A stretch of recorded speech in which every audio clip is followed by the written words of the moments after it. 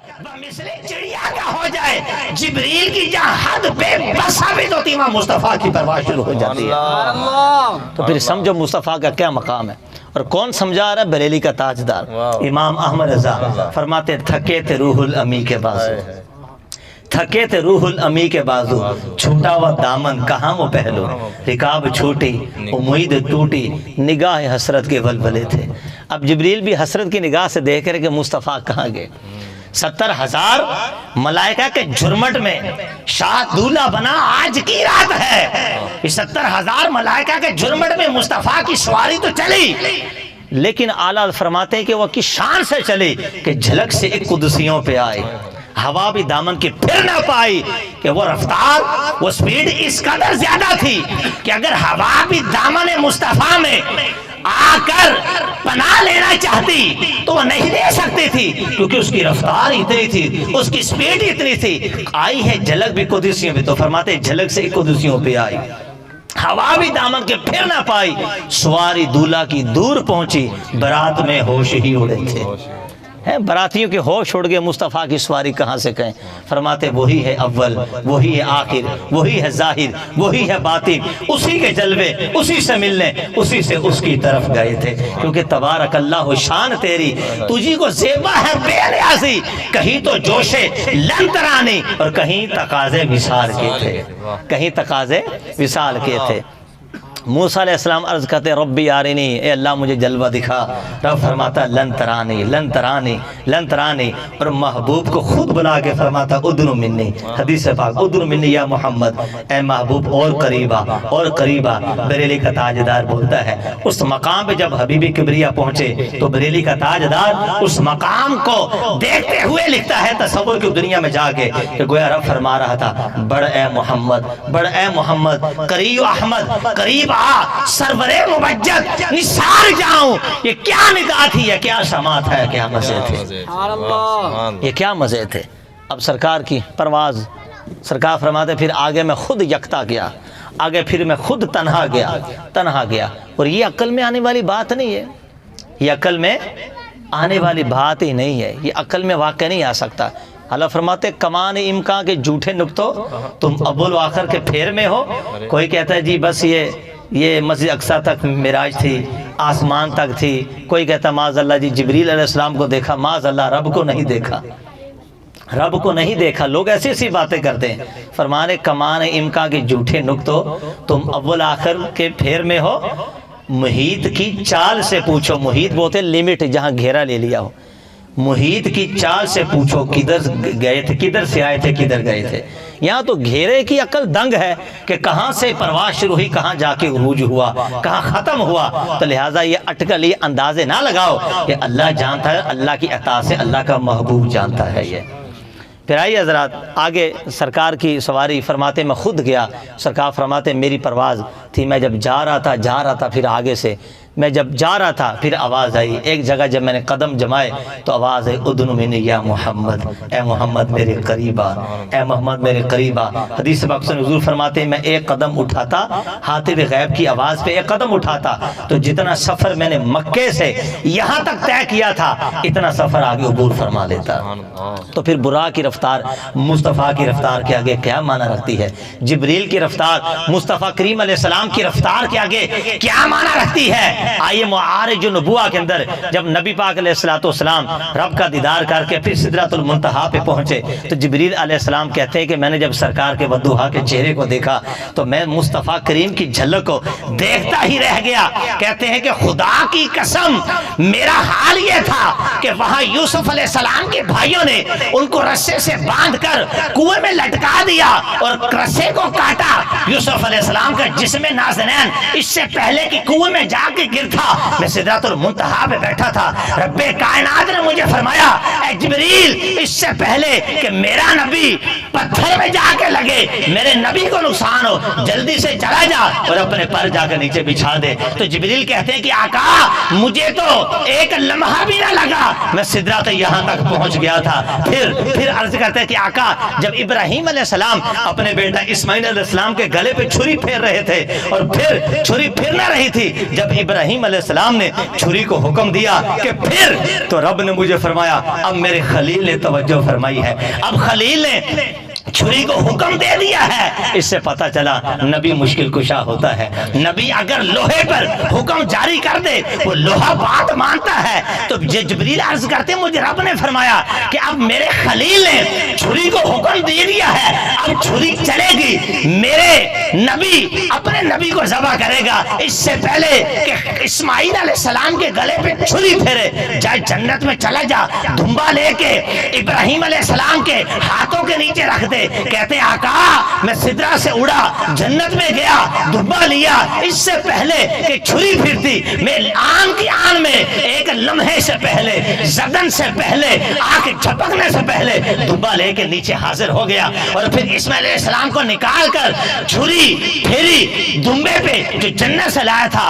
آقا میری رفتار کا تو عالم یہ ہے، لیکن آقا آپ کی رفتار، رب کعبہ کی قسم، آپ کی رفتار، آپ کی جھلک، آپ کی چمک کو دیکھ کے تو مجھے اپنی رفتار کے بارے میں ایسا لگتا ہے کہ گویا وہ 500 سال کی رفتار ہو۔ کتنی ہو؟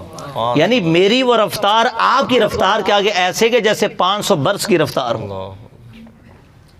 میری کتنی ہو؟ 500 برس کی رفتار۔ یہ مقام مصطفیٰ، کہنا سبحان اللہ۔ اب سرکار فرماتے ہیں میں آگے جا رہا تھا، آگے جا رہا تھا، آگے جا رہا تھا، آگے جا رہا تھا، اور پھر آواز قف یا محمد فإن ربک یصلی، اے حبیب ٹھہر، تیرا رب خود اپنی شایانہ شان تیرے استقبال کے لیے آئے گا۔ اب صلی یصلی کا ایک معنی ہوتا ہے نماز پڑھنا۔ حدیث پاک سرکار فرماتے میرے دل میں ایک معنی آیا کہ رب فرمانا چاہ رہا ہے کہ ٹھہر محبوب میں نماز پڑھ رہا ہوں۔ کہتے چونکہ میں نے سفر کیا تھا میری توجہ ہٹا دی گئی تھی۔ پھر جیسی دل میں معنی آیا تو پھر دوسری آیت آئی، هو الذی یصلی علیکم وملائکتہ لیخرجکم من الظلمات الی النور، وہی خدا ہے جو تجھ پر بھی درود پڑھتا ہے، اس کے فرشتے بھی پڑھتے ہیں۔ فرماتے اب میرے دل میں معنی ہے کہ یہاں یصلی کا معنی کہ اللہ کی رحمت کا نزول ہو رہا ہے، رب کی رحمت قریب ہو رہی ہے۔ آئیے حوالہ نوٹ کیجئے، بخاری شریف جلد دوم، راوی انس بن مالک، صفحہ نمبر 1121، کہتے ہیں سرکار فرماتے ہیں حتی جاء سدرۃ المنتہی ودن الجبار رب العزت فتدلی حتی کان منہ کعبہ قوسین او ادنی۔ مصطفیٰ فرماتے میں بڑھ رہا تھا، سدرۃ المنتہی پہ آیا، اللہ رب العزت میرے قریب آیا۔ کہیں نہ سبحان اللہ۔ جو اس کی شان کے لائق ہو وہ جسم سے پاک ہے، جو اس کی شان کے لائق ہو، رب کی رحمت قریب ہوئی، رب کی قدرت قریب ہوئی، رب کے جلوے قریب ہوئے۔ مصطفیٰ فرماتے فتدلی، رب اور قریب ہوا، اتنا قریب ہوا، فکان کعبہ قوسین، دو کمانوں کے برابر فاصلہ رہ گیا، او ادنا، بلکہ اس سے بھی کم تر فاصلہ رہ گیا، بلکہ اس سے بھی کم تر فاصلہ رہ گیا۔ سبحان اللہ، یہ مقام ہے۔ اور پھر آئیے صحیح مسلم شریف، کیونکہ اب یہاں سے اصل مصطفیٰ کی معراج یہ شروع ہوئی ہے، اصل سرکار کی معراج یہاں سے شروع ہوئی ہے۔ صحیح مسلم شریف جلد دوم، صفحہ نمبر اس کا 99، اور راوی کون ہے؟ تابعی عبداللہ بن شقیق۔ کیونکہ بہت سارے لوگوں کے دلوں میں یہ وساوس ڈالے جاتے ہیں، سوشل میڈیا، یوٹیوب لگے ہوئے ہیں، معاذ اللہ انکار کرنے والے انکار کرتے ہیں کہ محبوب نے رب کو نہیں دیکھا۔ اب دیکھیے تابعی بزرگ ہیں اور پوچھتے کہتے ہیں صحابی رسول سے۔ عبداللہ بن شقیق کہتے ہیں کہ میری ملاقات حضرت ابو ذر غفاری سے ہوئی، یہ جلیل القدر صحابی ہیں، میری ان سے ملاقات ہوئی تو میں نے ان کو کہا کہ کاش میری قسمت میں ہوتا، میں سرکار کے زمانے میں ہوتا، مصطفیٰ کے بدوحا کے چہرے کو دیکھتا، سرکار کے ولیل کے زلفوں کو دیکھتا، علم نشرہ کے سینے کو دیکھتا، یاسین کے دانتوں کو دیکھتا، المدثر المزمل والی کالی کملی چادر کو دیکھتا، قسمت میں ہوتا میں دیکھتا۔ اور کہتے ہیں کہ لو رأیت رسول اللہ لسألتہ، اگر سرکار کے بدوحا کے چہرے کو دیکھتا پھر مصطفیٰ سے ایک سوال کرتا۔ ابو ذر غفاری نے پوچھا کیا کرتا؟ تو میں پوچھتا حل رأیتا ربا کا یا رسول اللہ، اللہ کے رسول بتائیے کہ آپ نے معراج کی رات اپنی ماتھے کی آنکھوں سے اپنے رب کو دیکھا ہے؟ میں یہ سوال کرتا۔ ابو ذر غفاری نے جب یہ سنا تو ان کے چہرے کی چمک پہلے سے زیادہ دوبالا ہو گئی. کہتے میرے بچے تیری قسمت میں ہوتا تو دیکھتا، تو مصطفیٰ کو سنتا، تو سوال کرتا. دیکھ ہماری قسمت میں تھا، رب نے ہم پر احسان کیا، رب نے ہمیں وہ مرتبہ عطا کیا، ہم نے مصطفیٰ کی صحبت کو اختیار کیا، سرکار کے بدوحا کے چہرے کو دیکھا، سرکار کی زبان اقدس سے نکلنے والے کلمات طیبات کو سنا، اور ہم نے وہ سوال بھی کیا جو تو سوال کرنا چاہتا تھا. جب یہ بات کی عبداللہ بن شقیق کے دکان کھڑے ہو گئے کہ میرے مطلب کی بات تو مل ہی جائے گی، ہاتھ بند ہیں. عرض کرتے ابو ذر غفاری بولو نا. تو پھر جب آپ نے سوال کیا تو اللہ کے رسول نے کیا ارشاد فرمایا؟ کہتے جب میں نے بھی پوچھا تھا یا رسول اللہ حل رأیت ربا کا، کیا آپ نے اپنے رب کو دیکھا ہے؟ تو سرکار نے میرے سوال پہ ناراضگی نہیں کی، بلکہ سرکار نے فرمایا رأیت نوران. اے ابو ذر غفاری، میں نے معراج کی رات اپنے رب کو اپنے ماتھے کی آنکھوں سے دیکھا ہے. میرا رب نور ہے، میرا رب نور ہے، میرا رب نور ہے، میرا رب نور ہے. اور پھر آئیے جامع ترمذی صفحہ نمبر 471. صفحہ نمبر کتنا؟ 471. راوی کون ہے؟ عبداللہ ابن عباس، جن کو سرکار نے سینے سے لگا کے دعا دی 2 بار. یہ حبر الامہ ہے، سرکار کی اہل بیت میں سے ہیں. کہتے ہیں میں میدان عرفات میں سا تو میری ملاقات کس سے ہوئی ہے بھائی؟ صحابی رسول حضرت قعب سے. حضرت قعب پتہ کون ہے؟ کہ جن سے حضرت فاروق اعظم خود سوال کیا کرتے تھے. کہتے ملاقات ہوئی تو میں نے یہ سوال کر دیا کہ کیا معراج کی رات سرکار نے اپنے رب کو دیکھا ہے؟ تو انہوں نے جب ان کا سوال سنا نا تو انہوں نے ایک نعرہ تکبیر بلند کیا. روایتوں میں آتا ہے کہ ان کی آواز اتنی بلند تھی، ان کی آواز سے آس پاس کے سارے پہاڑ گونج اٹھے.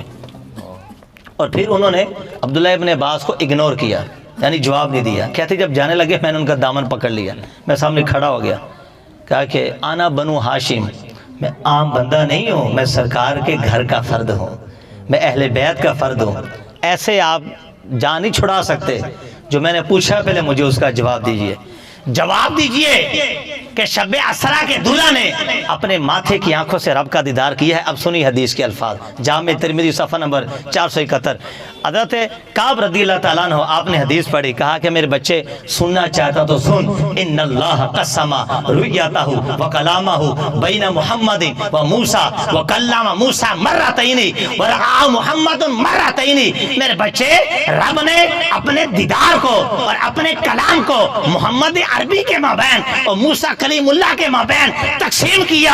موسیٰ نے 2 بار رب سے کلام کیا اور محمد عربی نے 2 بار مصطفیٰ کو اپنے رب کو دیکھا ہے.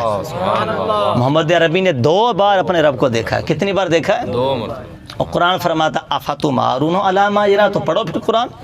تم میرے محبوب کے دیکھنے پہ کیوں جگڑتے ہو؟ کہو نا سبحان اللہ. ہم تو قرآن پڑھ رہے ہیں، تم میرے محبوب کے دیکھنے پہ کیوں جگڑتے ہو؟ فرمایا اس نے کوئی ایک بار دیکھا ہے؟ وَلَقَدْ رَآهُ نَزْلَةً أُخْرَى. اس نے تو نیچے اترتے وقت دوسری مرتبہ بھی دیکھا ہے. دوسری مَا قَذَبَ الْفُؤَادُ مَا رَأَى. کیسا دیکھا کہ جس آنکھ نے دیکھا دل نے اس کو جھوٹا نہ سمجھا. اور پھر آنکھ کا کیا عالم تھا؟ مطلب مَا زَاغَ الْبَصَرُ وَمَا طَغَى.